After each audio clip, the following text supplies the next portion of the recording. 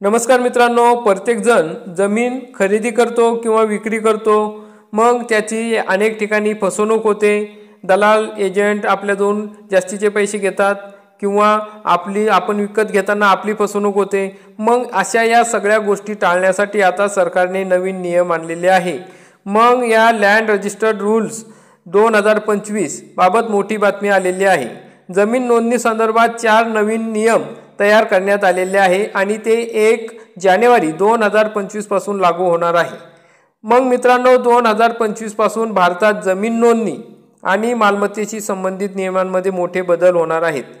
मग real estate क्षेत्रात पारदर्शकता वाढवणे म्हणजे जे बिझनेस किंवा आपली जी खरेदी विक्री क्षेत्र आहे त्याच्यात पारदर्शकता वाढवणे, कर चोरी करणे रोखणे, या ठिकाणी संपूर्ण प्रक्रिया डिजिटल आणि सुरक्षित करणे हा या नवीन नियमांचा मुख्य उद्देश आहे। हे बदल केवळ जमीनदार आणि खरेदीदारांसाठी महत्त्वाचे नाहीत, तर भाडेकरू किंवा रिअल इस्टेट डेव्हलपर्स म्हणजे जे बिल्डर आहे त्यांच्यासाठी सुद्धा हे बदल महत्त्वाचे आहेत। या नवीन नियमामुळे एकीकडे नोंदणी प्रक्रिया सुलभ होणार आहे, जलद होणार आहे आणि दुसरीकडे बनावट नोंदी म्हणजे या जमिनीचे वादही थांबणार आहे। मग बनावट नोंदी असतील, चुकीचे तुम्हाला फसवल्या जाईल तर त्यामुळे वाद वाढतात जमिनीचे। या ठिकाणी डुप्लिकेट कागदपत्र तयार करून विकल्या जाते, त्यामुळे अनेक जणांना याची परेशानी सहन करावी लागते। त्यामुळे हे गोष्टी या ठिकाणी थांबणार आहे, बनावट कागदपत्रे कोणीही बनवू शकणार नाही। मग आता या नवीन नियमांचा सामान्य लोकांवर आणि रिअल इस्टेट क्षेत्रावर कसा परिणाम होणार आहे हे समजून घेऊया। तसेच कोणते नवीन नियम आहेत ज्यामुळे या ठिकाणी सामान्य लोकांना फायदा होणार आहे, त्यांची फसवणूक होणार आहे, याविषयी सविस्तर माहिती आजच्या या व्हिडिओमध्ये बघणार आहोत। तरी हा व्हिडिओ आपण शेवटपर्यंत बघा। चॅनलवरती नवीन असाल तर चॅनलला सबस्क्राईब करा, बेल आयकॉनला क्लिक करा। मित्रांनो, आता या जमीन नोंदणी संदर्भात महत्त्वाचा पहिला नियम बदलणार आहे, तो म्हणजे आधार कार्ड अनिवार्य केले आहे। म्हणजे आधार कार्ड शिवाय तुमची जमिनीची नोंदणी होणार नाही। मग 2025 पासून जमिनीच्या नोंदणीसाठी आधार कार्ड दाखवणे बंधनकारक होणार आहे। बनावट नोंदणी रोखण्यासाठी हा नियम आणण्यात आला आहे। यामुळे मालमत्तेच्या खरेदी विक्रीमध्ये पारदर्शकता वाढेल आणि फसवणुकीच्या घटना कमी होतील। दुसरा महत्त्वाचा नियम म्हणजे आधार लिंकिंगचे फायदे। मग आधार लिंकिंग त्या तुमच्या याच्यासोबत केले जाणार आहे, कागदपत्रांच्या याच्यासोबत केले जाणार आहे। मग त्यामुळे काय परिणाम होणार आहे, फायदे आधार लिंकिंग केल्यामुळे, तर बनावट कागदपत्रांवर बंदी येणार आहे। जे डुप्लिकेट कागदपत्र तयार करणार आहे त्याच्यावर बंदी येणार आहे। मालकीची सहज पडताळणी होणार आहे। तुमचा आधार लिंक असेल मालमत्तेशी किंवा तुमच्या जमिनीशी किंवा तुमच्या संपत्तीशी, तर तुमची पडताळणी करण्याला सोपे जाणार आहे। बेनामी संपत्ती असेल त्यावर नियंत्रण मिळणार आहे।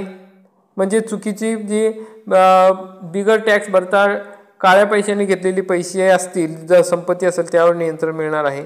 कर चोरी प्रमाण कमी होणार आहे। जे टॅक्स न भरता टॅक्सपासून लपवून जे पैसे चोरी करून मालमत्ता खरेदी करतात यावर सुद्धा आळा बसणार आहे। हा नियम जमीन मालक आणि खरेदीदारांची ओळख सुनिश्चित करेल। म्हणजे जो जमीन मालक आहे आणि खरेदी जो करणार आहे, विकत जो घेणार आहे त्याची ओळख सुनिश्चित करेल, ज्यामुळे भविष्यात कोणत्याही प्रकारचे वाद टाळता येतील। म्हणजे यामुळे काय होईल की खरोखर जो खरेदी करणारा आणि विक्री करणारा जे ओरिजिनल माणसं आहेत तेच येतील, त्यामुळे भविष्यात जे फसवणुकीचे प्रकार होतील ते टाळता येणार आहे। नंतरचा नियम महत्त्वाचा बदलणार आहे, तो म्हणजे ऑनलाईन नोंदणी केल्या जाणार आहे। नवीन नियमानुसार संपूर्ण प्रक्रिया ही ऑनलाईन पद्धतीने केली जाणार आहे। यासाठी एक विशेष पोर्टल केले जाईल। मग विशेष पोर्टल सुरू केले जाईल म्हणजे नवीन वेबसाईट या ठिकाणी नवीन नोंदणी ऑनलाईन नोंदणीसाठी केले जाणार आहे। त्यामुळे येथे लोक त्यांचे कागदपत्र अपलोड करू शकतील आणि नोंदणी प्रक्रिया पूर्ण करू शकतील, असा याचा फायदा होणार आहे। नंतरचा महत्त्वाचा नियम आहे बदलणार आहे, तो म्हणजे ई स्टॅम्पिंगचा उपयोग होणार आहे। म्हणजे मित्रांनो, आपल्याला स्टॅम्प पेपर घ्यायचे म्हणजे त्या ठिकाणी लाईन लावावं लागते, त्यांना जास्तीचे पैसे द्यावे लागते। आता ई स्टॅम्पिंग म्हणजे त्या ठिकाणी फक्त रक्कम टाकायची आहे, किती रुपयाचा स्टॅम्प लागतोय तेवढी, आणि ते पैसे तिथल्या तिथं स्टॅम्प पेपर न घेता ऑनलाईन कट होतील। त्यामुळे काय फायदा होणार आहे, तर 2025 पासून स्टॅम्प पेपरऐवजी इलेक्ट्रॉनिक स्टॅम्पचा वापर केला जाईल। त्यामुळे ही प्रक्रिया जलद आणि सुरक्षित करेल। ई स्टॅम्पिंगमुळे स्टॅम्प पेपरच्या बनावटगिरीला आळा बसणार आहे. म्हणजे जे फसवणुकीचे डुप्लिकेट स्टॅम्प पेपर जर आपल्याला मिळत असतील तर त्याला आळा बसणार आहे. नंतरचा महत्त्वाचा नियम आहे डिजिटल स्वाक्षरी वापरली जाणार आहे. म्हणजे तुम्ही जी सही करता ती आता डिजिटल म्हणजे कॉम्प्युटरलाच होईल. तुम्हाला कागदावर करायची गरज नाही. म्हणजे तुमची चुकीची किंवा डुप्लिकेट सही कोणी मारू शकणार नाही. कारण की एकदा कॉम्प्युटरला तुम्ही त्यांच्या पॅडवर सही केली की ती तुमच्या अर्जाखाली आपोआप अपलोड होईल. मग मित्रांनो, नवीन नियमानुसार रजिस्टर डिजिटल स्वाक्षरी वापरतील.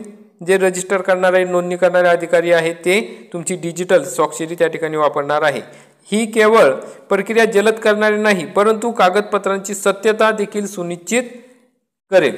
मग डिजिटल स्वाक्षरीमुळे फायदे कोणते होणार आहे तर उच्च सुरक्षा. म्हणजे तुमची त्या ठिकाणी चांगलं उच्च दर्जाची सुरक्षा मिळणार आहे. त्यामुळे तुमची चुकीची सही कोणी करू शकणार नाही. प्रक्रिया जलद होणार आहे.